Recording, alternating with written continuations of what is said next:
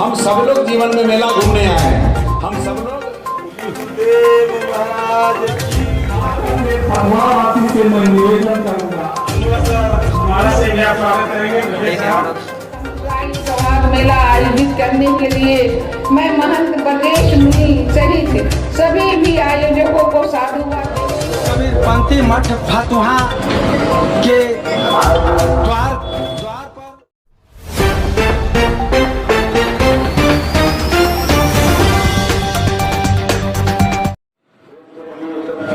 जय हिंद दोस्तों,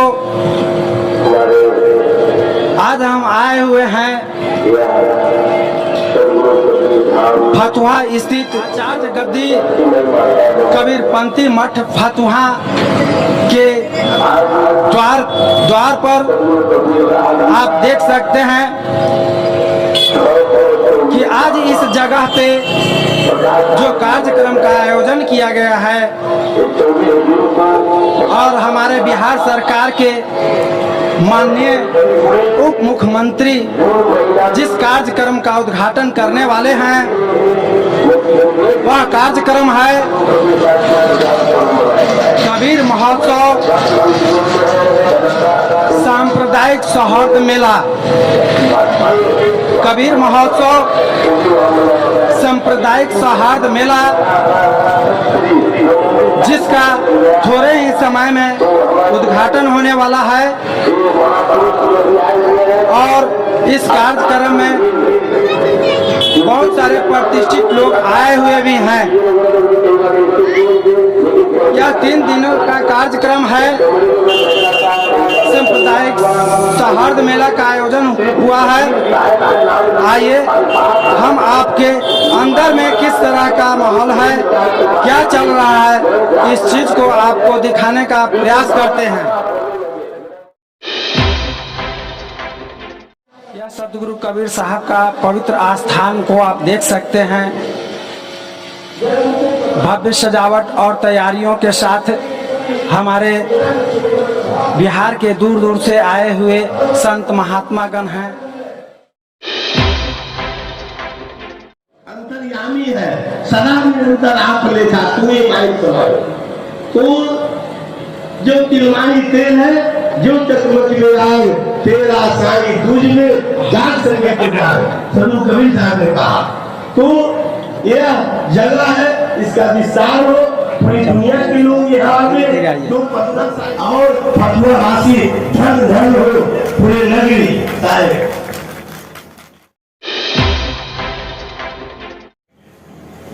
तो मैं खास करके फतुहा वासी से मैं निवेदन करूंगा कि बहुत गौरव की बात है जिस जगह पर संत शिरोमणि श्री गुरु नानक देव साहब पावन कबीर साहब की गोष्ठी धन्यवाद देते हैं ग्रामवासी को, फतुहावासी को।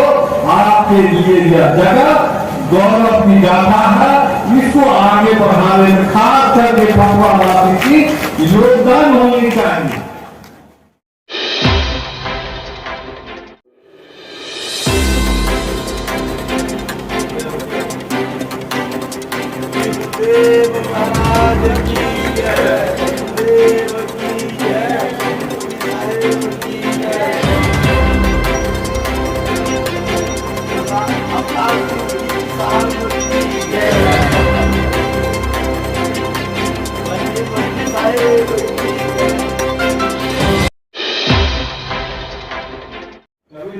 सांप्रदायिक सौहार्द मेला में मेला के आयोजन करता परम हमारे चीफ प्रसिद्ध साहेब ब्रजेश मुनि जी, मन पर उपस्थित सभी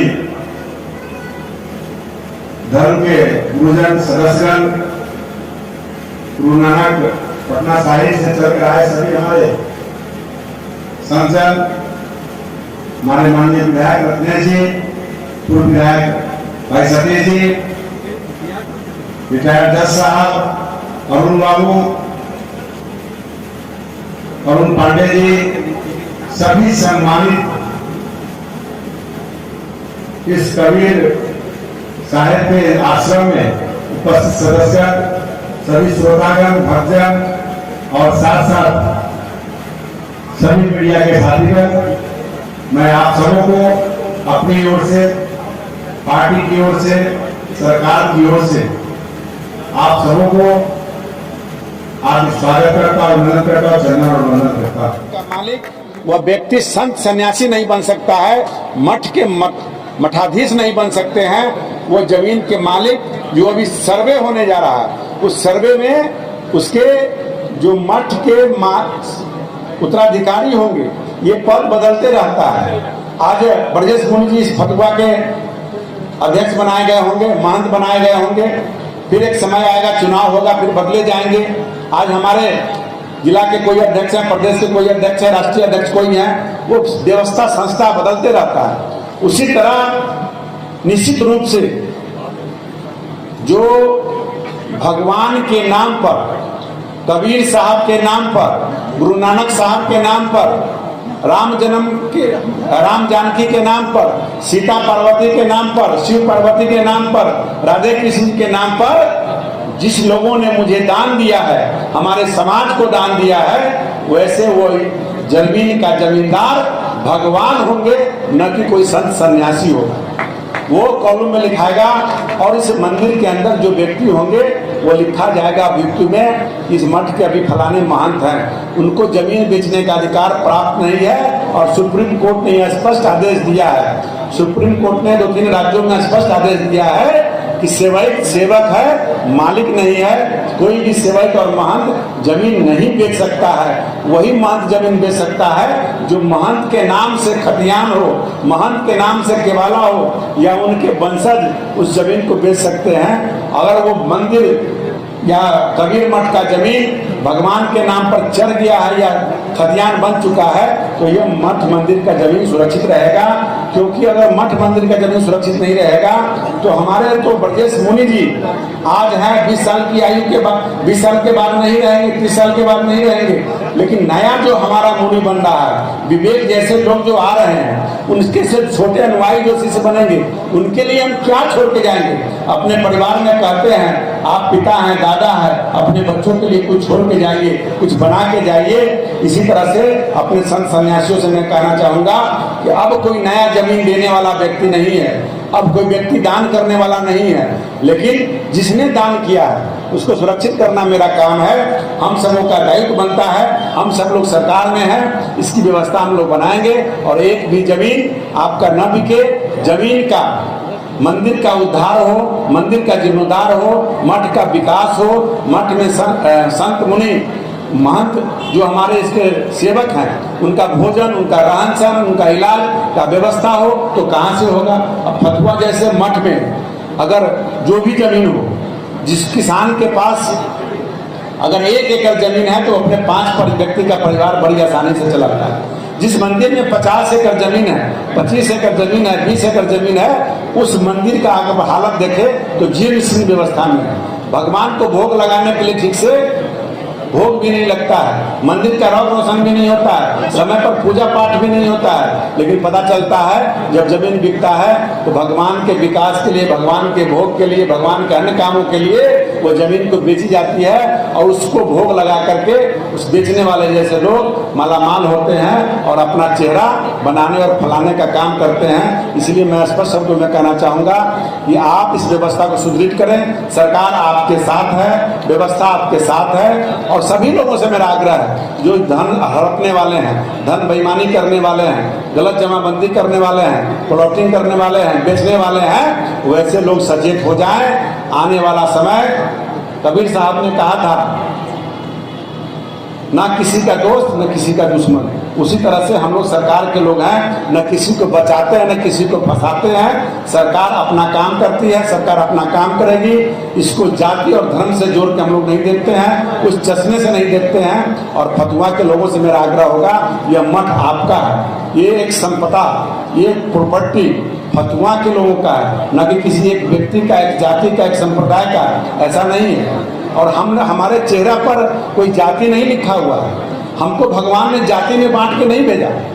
भगवान अगर बांट के भेजे होते तो गुरु नानक साहब को मानने वाले का खून पीला होता है, कबीर साहब का मानने वाले का खून सफेद होता है, राम जन्म को मानने वाले का खून रंग और कुछ होता, लाल होता, काला होता, पीला होता। भगवान ने हम सबों को नहीं बांटा। ऊपर से जब हम आए हैं तो हमारे दो ही लोग हैं, औरत और मर्द। उन्हीं के हम सनातन जो हमारा जो व्यवस्था बना उसके आधार पे हम सब लोग यहाँ खड़े हैं। तो इस चीज को मानना पड़ेगा।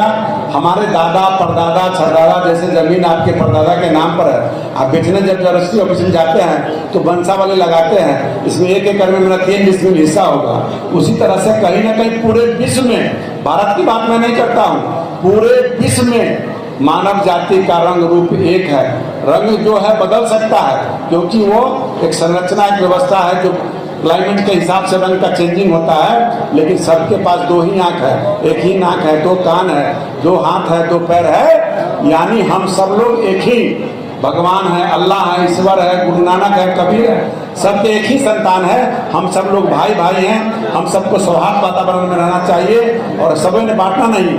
और उसके बाद इस धर्म पर जब लड़ाई छिड़ता है, जब बातें आती हैं, मौलवी हो, मौलाना हो, पैगंबर हो, हमारे ऋषि हो, हमारे मुनि हो, जब वो बीमार पड़ते हैं तो वो कभी नहीं कहते हैं मेडिकल कॉलेज में जाकर के कि आज जो खून मेरे शरीर में चढ़ेगा वो सिर्फ गुरु नानक जयंती के, गुरु नानक को मानने वाले सन्यासी का ही खून चढ़ना चाहिए, कबीर को मानने वाले का ही खून चढ़ना चाहिए।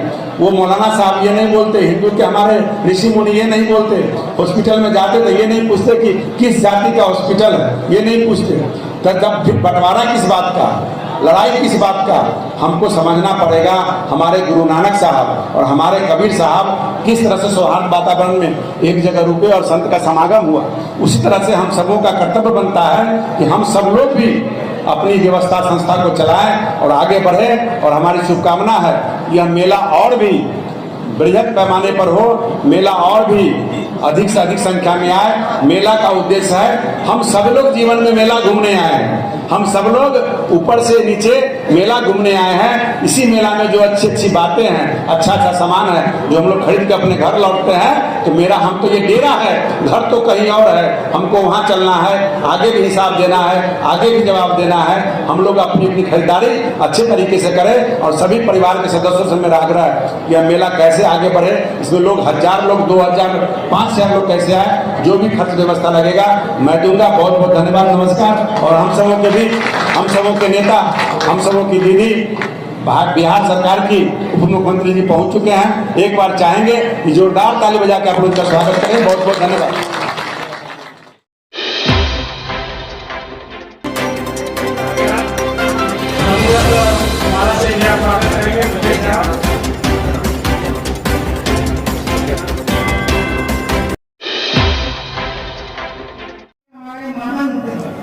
आदरणीय ब्रजेश मुनि महाराज जी और तमाम मंचासी सभी हमारे गुरुद्वारा समाज के सभी समुदाय के महंत आदरणीय ब्रजेश मुनि जी महाराज, हमारे गुरु नानक जी के हमारे सरदार और माननीय सरदार अवतार सिंह अध्यक्ष, माननीय मंचासी सभी हमारे गुरुजन और सभी भाई और बहनों, सबसे पहले तो मैं इस अमृत महोत्सव पर जो आज का हमारा महोत्सव सांप्रायिक सौहार्द मेला है उसमें सभी आए हुए अतिथियों का हम हार्दिक अभिनंदन और स्वागत करती हूँ। ये मेला एक बहुत बड़ा संदेश देने के लिए किया गया है और इस मेले में आपको पता है कि कबीर जी ने क्या कहा था, तेरा साईं तुझ में तू जागा सक तो जाग, तेरा साईं तुझ में तू जाग सके तो जाग। कबीरदास जी ऐसे ही महान संतों की कृपा से आज अगर अभी देश में देखा जाए तो सांप्रदायिक सद्भाव के स्वर्ण काल चल रहा है। हमारे माननीय प्रधानमंत्री नरेंद्र मोदी जी द्वारा और बिहार के माननीय मुख्यमंत्री नीतीश कुमार जी के द्वारा किसी के साथ कोई भेदभाव हम ना करते हैं, ना हम तुष्टिकरण का काम हम करते हैं। हमारा स्पष्ट नीति है कि हम सौहार्द पूर्व अपने सांप्रदायिक सौहार्द बिगड़ने की पूर्व नियोजित घटनाओं को अवश्य भी हुई है, लेकिन उस पर संबंधित सरकार द्वारा कड़ी से कड़ी कार्रवाई की जा रही है। इस पूर्व नियोजित घटनाओं का उद्देश्य भारत की छवि को खराब करना है। केंद्र सरकार की उज्ज्वला योजना हो या प्रधानमंत्री जी की आवास योजना हो या प्रधानमंत्री गरीब कल्याण अन्न योजना हो या प्रधानमंत्री जन आयोग या अग्निपथ योजना हो, किसी भेदभाव के द्वारा योजनाओं का लाभ अगर पहुंचाया गया तो सभी समाज को पहुंचाया गया है। इसमें सरकार का नारा था सबका साथ, सबका विकास और सबका विश्वास के साथ, और सबके प्रयास से अकेले सरकार चना भाड़ नहीं फूंक सकती। जब तक आपकी शक्ति उन्हें समाहित नहीं है तब तक सरकार नहीं बन सकती, और ये तभी बनती है जब सौहार्दपूर्ण वातावरण होगा। और ये वातावरण बनाने का अगर काम किसी ने किया तो हमारे जो महंत जी हैं और जो कबीर हमारे जो गुरु जी हैं, उन्होंने शुरू से ही कहा कि हमेशा उन्होंने हर चौपाई में उन्होंने उल्लेख किया कि हम कहाँ खड़े हैं और किस तरह का काम हमें करना चाहिए जीवन में। क्योंकि हमें सबसे बड़ी बात है कि हम किसी भी संप्रदाय के लोग हों, लेकिन हमने कभी किसी से द्वेष नहीं, किसी से भाव नहीं, किसी के प्रति कोई घृणा नहीं और किसी के प्रति कोई ऐसा बात नहीं कि जिससे हमारी बातों को किसी को ठेस पहुंच पाए। जो बात हो वो सत्य होनी चाहिए, और यही हमारे जो गुरु कबीर जी का जो देन था। आज कबीरदास जी की अगर जीवन को हम कहें तो जीवन में सांप्रदायिक सौहार्द का उत्तम उदाहरण है। मान्यता है कि उनका जन्म हिंदू परिवार में हुआ, उनका पालन नीरू नाम के जुल्हे के यहाँ हुआ। कबीरदास जी को हिंदू और मुस्लिम और हमारे जो गुरु सिख के और सभी समुदाय के लोग उन्हें मानते थे, लेकिन जब उनकी अंतिम संस्कार हुई तो लोगों में समुदाय के बीच विवाद हुआ, और यही विवाद जब उनके शव के चादर हटी तो वहाँ फूलों का ढेर हो गया। दोनों संप्रदाय के लोगों ने आधा आधा फूल लेके अपने तरीके से उनका अंतिम संस्कार किया। कबीरदास जी का जो जीवन है, दर्शन है, जो न्याय और धर्म, निरपेक्षता और मानव धर्म पर आधारित है। आखिर मानव धर्म क्या है? मानव धर्म तो यही है जो मानव का सेवा कर सके, एक दूसरे को जो देख सके और किसी तरह का कोई भेदभाव ना हो सके। और यही कारण है हमारे कबीरदास जी ने अपने दोहे का एक एक शब्द पाखंडवाद और धर्म के नाम पर ढोंग से स्वार्थ पूर्ति करने वालों पर प्रहार किया। उन्होंने धर्म और जाति, वर्ण, वर्ग के आदि के एक रूपता में जो मंदिर मस्जिद के भेदभाव को समाप्त करने का प्रयास किया तथा सत्य और प्रेम और मानवतावादी धर्म का प्रचार किया। उन्होंने हिंदू और मुसलमानों के परस्पर विरोधी भावनाओं को खुल के विरोध किया, और उन्होंने कहा कि हिंदू कहे मोहे राम प्यारा, तुरक कहे रहमाना, आपस दो लड़ी लड़ी मुझे मरम न काबू जाना। यानी इसका मतलब है उनका स्पष्ट संदेश था कि ईश्वर निवास का मनुष्य के हृदय में है तथा ईश्वर अलग अलग धर्मों में अलग अलग नामों से पुकारे जाते हैं। इसलिए सभी मनुष्यों को धर्म का नाम पर एक दूसरे से झगड़ना नहीं चाहिए।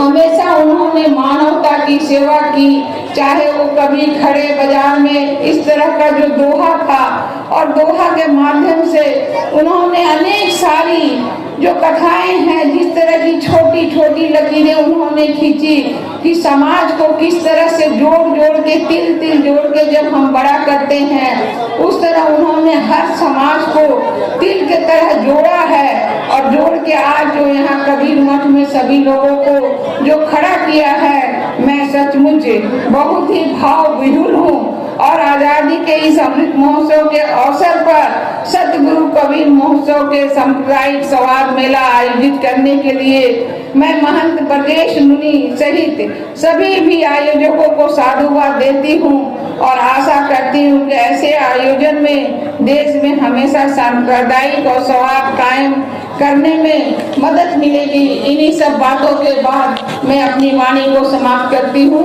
जय हिंद, जय भारत। हमें सौहार्दपूर्ण वातावरण बना रहे, यही हम ईश्वर से प्रार्थना करते हैं। मैम, आप उद्घाटन समारोह में शामिल है, काफी प्राचीन मठ है, ये काफी उपेक्षित है, आपके सरकार से क्या कुछ उम्मीद है? निश्चित रूप से हम लोगों से जो सहयोग होगा, क्योंकि देखिए अलग अलग बात होती है। जिस तरह से अभी भाई ने जमीन के बारे में, आज हमारे रामसूरत भाई जो हमारे राजस्व मंत्री हैं, उन्होंने जिस तरह से बात कही, किसी भी मंदिर मठ के लिए जो चीज उपयोग का है उसको कैसे हम करेंगे और आगे आने वाले समय में जहाँ जैसे भी होगा उससे मदद करने की कोशिश करेंगे। साधु संतों, पार्टी के डिप्टी सीएम रेणु देवी जी,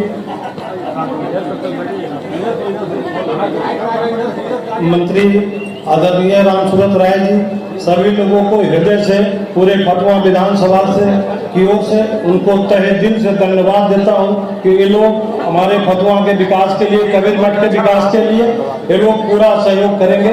जय हिंद, जय